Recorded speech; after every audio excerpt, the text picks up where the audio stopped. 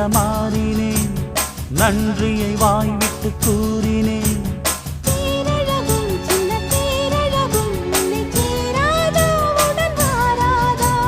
மானழகும் கெண்டை மீனழகும் கண்கள் காட்டாதா, இசை கூட்டாதா?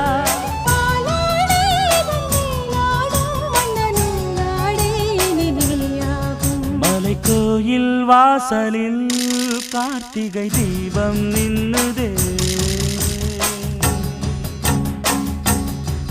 விளக்கேற்றும் வேளையில் ஆனந்த கானம் சொல்லுதே.